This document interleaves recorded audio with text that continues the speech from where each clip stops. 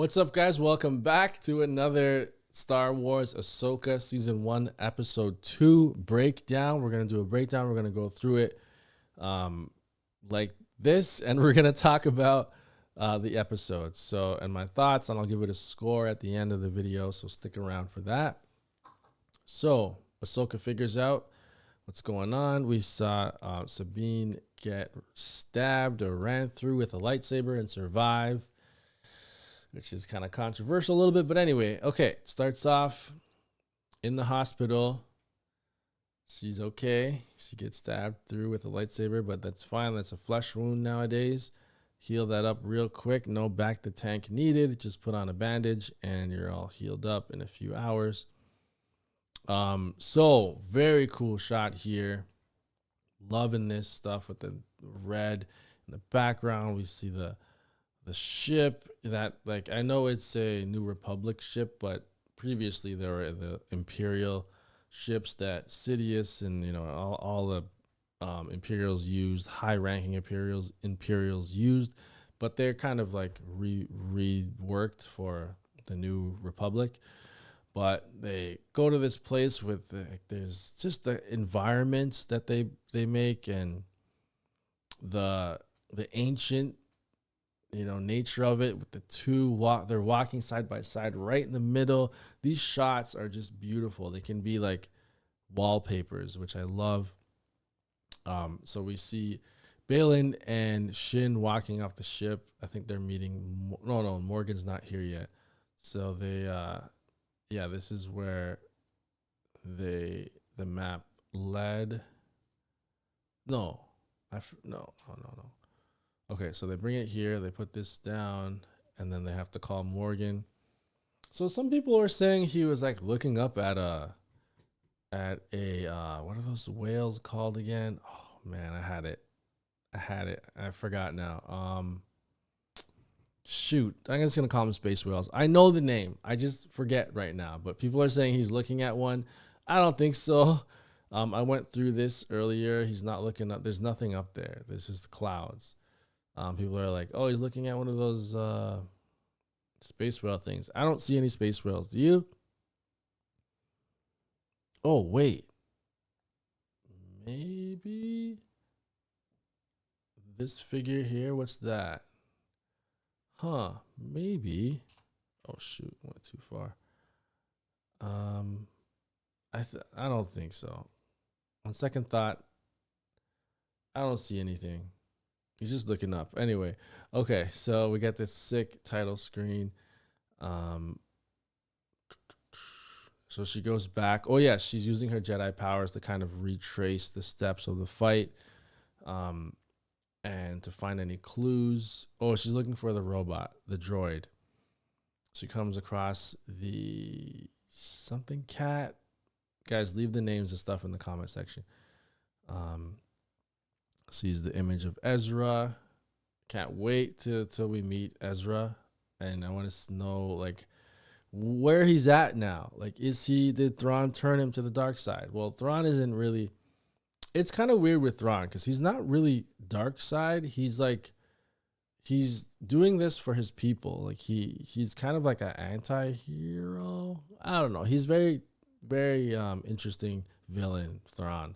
So I don't know if Ezra is working with him or Ezra's been on the run the whole time. So we'll see. So Ahsoka knows that the droid is left there. She's kind of like luring him out. And she takes care of him in seconds. She's so powerful. HK droid done in seconds. They bring the head back. So it has a memory unit. And, it's kind of like a ticking time bomb. Kind of an interesting scene here. And they figure out where it came from. They figure out where the droid came from. Kind of a funny scene.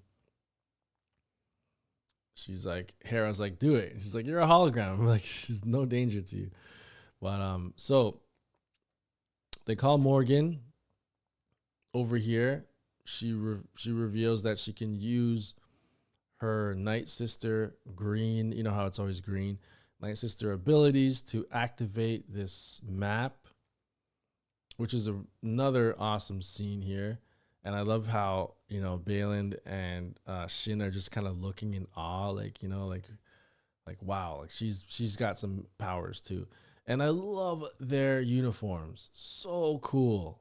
It's like Clone War esque and like medieval with the armor and the wrist stuff, and it's just really really cool. And his is all black, just really dope design with the white beard and the white hair. Just like, man, really really cool stuff. And her too with the white hair. Really interesting villains. So she activates the map, and they figure out that it's in a galaxy far, far away. And they got to get there somehow. So that is extremely far away. They have to figure out how to get there, and we'll find out how they get there soon. But this is the known galaxy, and that they find out that it's very far away, across time and space. See, the time thing gets me because for many reasons that could mean a lot of things when she says time and space. But we'll find out about that because there is the what's that place Dave Filoni made where you can kind of like time travel? Shoot, what is it called? I'm forgetting everything when the camera's on. Shoot, I'm so sorry, guys. But there's that realm that Dave Filoni created where you can time travel. Ahsoka fought Darth Vader and got pulled through. You guys will tell me in the comment section, and I'll remember as soon as I press stop on the record button. But so they have to get there. Morok will complete his task. Really looking forward to more of Morok. I hope he doesn't get beheaded in the next episode. Oh yes, this is the scene where she's like, "What do we do? Power, such as you never dreamed." So this is their motivation kind of revealed a little bit. Unlike the Jedi, they're after power, so they want to be more powerful, and yeah, so that's really not a Jedi way at all. But that's interesting. Oh, and at the end of the last episode, I think, or is this this one? I'll talk about that later. So we get some great visuals from the VFX team. They are amazing. This is movie quality visuals, sets, costume design, music, everything is just movie quality. Like, look at these ships. The detail on them are incredible. So we saw this ship a lot in Rebels. I believe it lived inside the Ghost, or is it a totally separate ship? I'm not sure. We see Hera again talking to these guys about the ships, and they're trying to get clues on what the heck is going on because the droid came from here, and there's like stuff that he won't answer, and it's like, oh, that stuff is classified. And like, well, I'm a general. Like, there's nothing that's classified for me. So they go through here, and we see all these creepy ex-Imperials kind of keep staring at them and looking at them. Obviously, Ahsoka is like a celebrity. She's a Jedi amongst like barely any Jedi.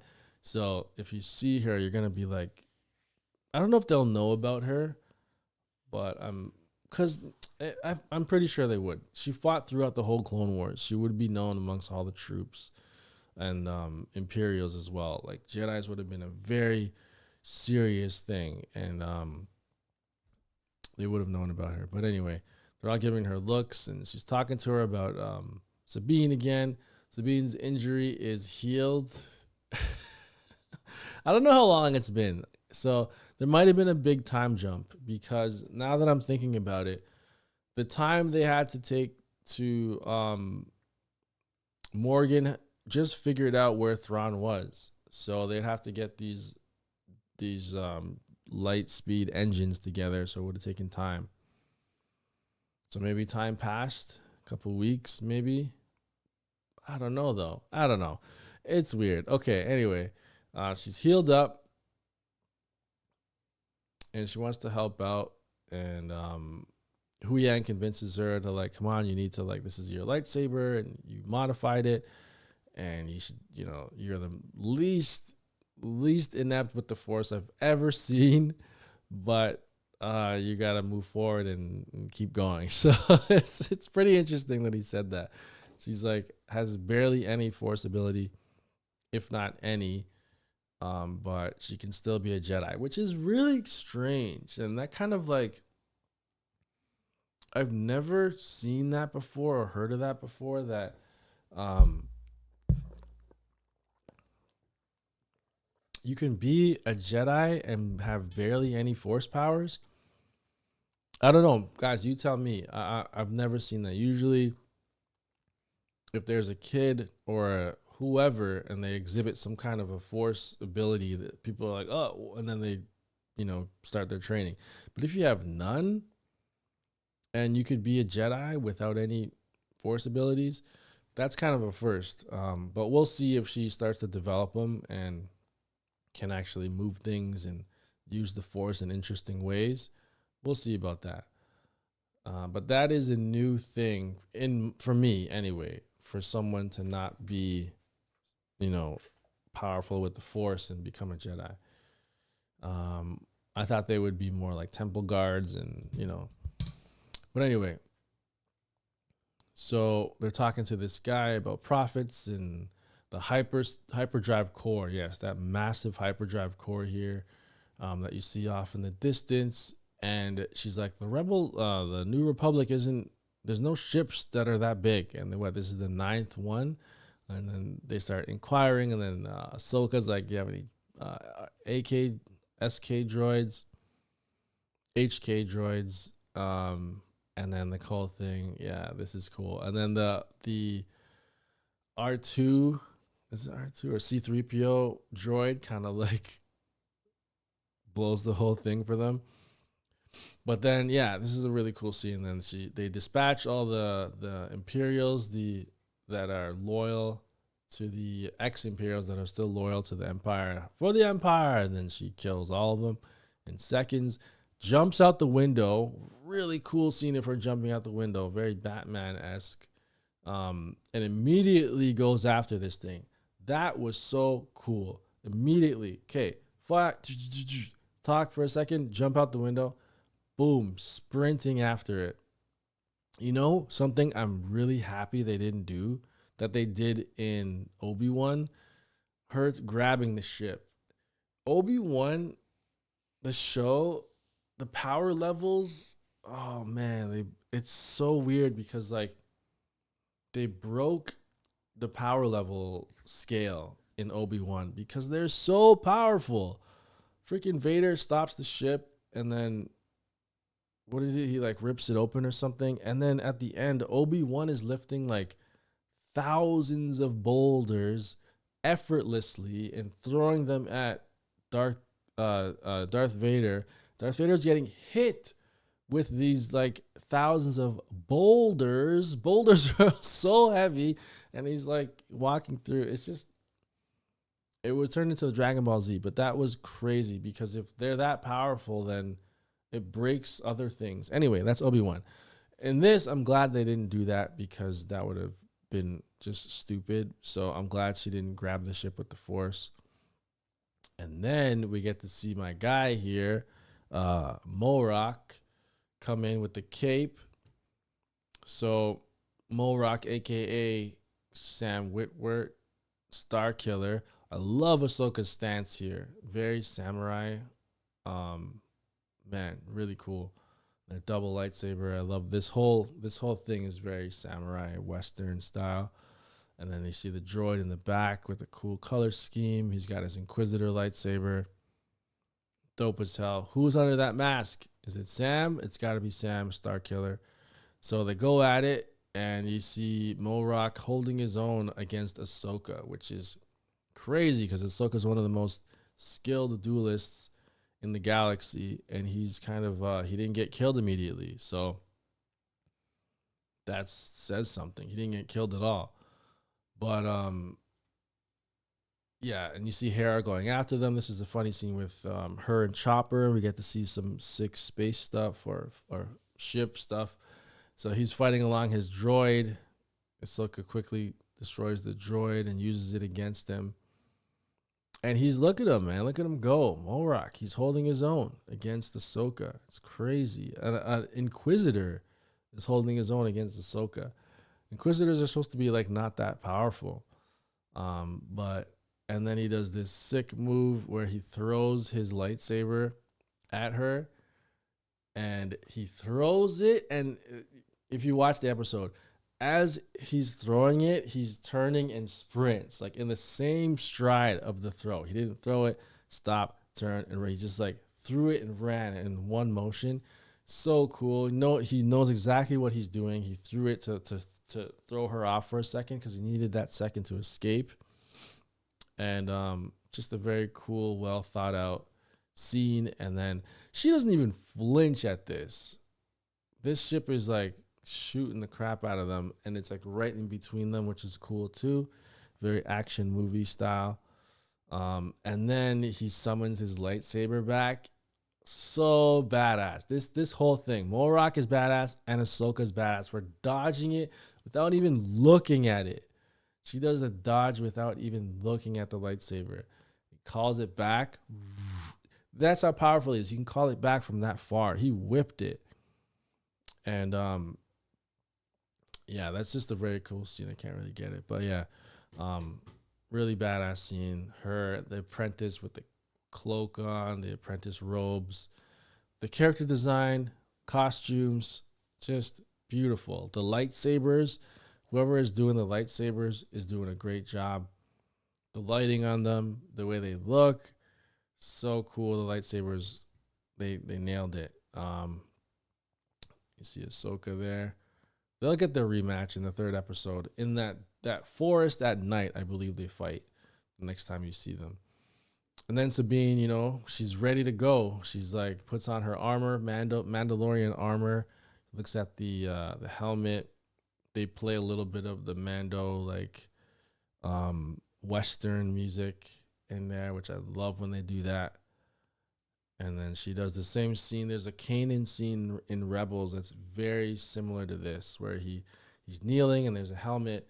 He cuts his hair and he puts on that helmet because he goes blind. They're very similar scenes to that in Rebels. I like how they mirror that. So she cuts her hair, gets ready for battle. You see this guy get arrested. And she calls Ahsoka and is like, I'm ready. Boom, look at her geared up, ready to go. Has her Mando Beskar armor on, lightsaber. I wonder if she has her two blasters. Those things are so dope in Rebels. Those two blasters that she has. She's got her wrist armband things. I'm hoping there's a grappling hook and stuff in there. I don't think she has a jetpack. I forget in Rebels if she has a jetpack or not, guys. Remind me. But I'm pretty sure she does. So she's ready for action. And then Hera. I don't know how much Hera we're going to get. I hope we get more of her. Zeb. And I really want Zeb. I want to talk about that. This is a dope scene, but I want to talk about Zeb. I'm missing Zeb. I really hope that he would be in this. But I think I know the reason why. It would be cool if he was in it. Or even if they just called him and he was like on some like New Republic mission, you know, and he couldn't make it. Just a nod to Zeb because he didn't get mentioned at all in the first two episodes. Like they're not like, we need Zeb. Where is he at? Like, call him, see if he can come help us. Like something. He got no shine and no mention at all. That really sucks. So they probably couldn't do it because he's a CG character, and those are really expensive. To have him on screen all the time with the Rebel crew would just be too expensive. We saw him in Mando Season 3 for a second, chilling out with Dave Filoni. But to have him in more scenes, it would just the budget would just keep going up. But I'm hoping that they mention him because that would suck, you know. So this scene, we saw it at the end of Rebels, this scene, which is really cool. We get to see it in live action. See, there's Zeb right there at the top. The heck, man. Yeah, so we see this scene here. There's Ezra. Like the way she's like touching his face on the thing, like it's gotta be some kind of romantic feelings there. That you don't do that to a friend. And they don't even show Zeb in this. Like they kind of pan to the like they cut off Balin and Zeb for some reason. Kind of crappy, but not Balin. What's his name again? I forget. Anyway, this scene was from the Clone Wars, but not the Clone Wars, the Rebels. But it was so much cooler because Ahsoka had on this like Gandalf white cloak with this staff that she had. That was so cool, and I was like, man, why does she have the staff? But then I realized, oh no. Then I realized, like, oh, she might have been undercover. Like, they have to hide. Jedis can't reveal themselves. So that was maybe her weapon she was using instead of lightsabers. But the Empire's gone. So that was always cool to me. But they chose not to do that here, which, I guess I'm okay with. So, yes, they're going to go and get Ezra now. So, and she calls her Padawan again, which is a nice scene. And then we get bad guy stuff. This is something I'm like really happy about. We're getting to see the motivations of the enemy, which is really important to me. I feel like in movies and TV shows, you get so much more when you get to sympathize kind of with the villain. There's a part of it where you're like, hey, that makes sense, but it's horrible because they're killing people, but you can see their point of view. And I like when they focus on the villains and they give them more story, like their characters on the show. They're not just like this shadowy character that comes in all like once in a while. They have their own time, their own screen time. And we get to see that she's building this gigantic hyperspace ring, and it has a sick name, Eye of Sion or something. So this is what the hyperspace cores are being used for. There's 9 of them, and they're being used for this thing to get to the new beyond or the next galaxy, to get to Thrawn. See, like this, it's so cool. I love all this stuff. Look at all the intricate detail. And they always do this in Star Wars. They build massive ships. There's always an Imperial or a bad guy ship that's huge, and I really like that. The scale is just, love that stuff. And then here's the bridge, just where they are. It's all golden.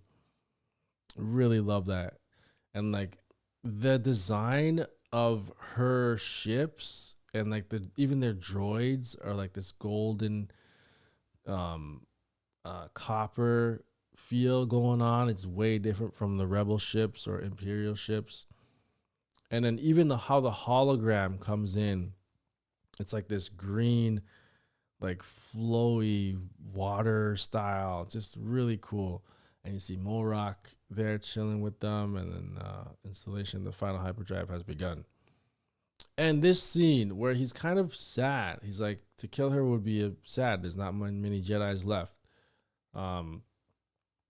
which was kind of cool to see. Like he's, I don't know. There's still some good in him, I think, but he has premonitions a bit, and he knows Ahsoka's coming. It's like, she's coming. Like, you're not going to stop her. So, nothing can prevent that journey. It's like, to kill her would be a shame. Like, look at that. So cool. I want to know more about this. Really good first 2 episodes. I'm happy. There are some complaints. Obviously, that's what we do. But for the most part, I'm very happy with this. I think Dave Filoni's got it. I love the lore building and the questions and the theories that he's causing all of us to do and to talk about. I was missing that. I missed that in Mando, man. Like, and then the ending, Mando season 3, the whole clone thing with they cloned Force sensitives. That's been something that has been so hard to do in Star Wars, the clone Force sensitive. And then like Moff just did it, and then we didn't even get to see them in action. They blew up before we got to see my clones, and they blew them all up. Anyway, I feel like this is going to be great. I hope all of these theories and threads they're leaving pay off, and we get a satisfying ending, and some of our theories are correct and all that stuff, all that fun stuff. So let me know your thoughts in the comment section. I'll give this one again a 8.5, around that range. Very happy with this.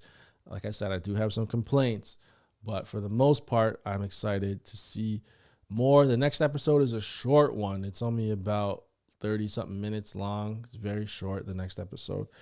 But we're gonna see Ahsoka go up against Morok in that dark forest place. So that should be a good fight. And subscribe to the channel if you're new. If you like this type of content, breaking it down, having a nice small Star Wars community over here. And yeah, subscribe, like the video, leave your scores in the comment section. Leave me the names of everybody I forgot in the comment section as well. And I'll see you next time. I'm out of here. Peace.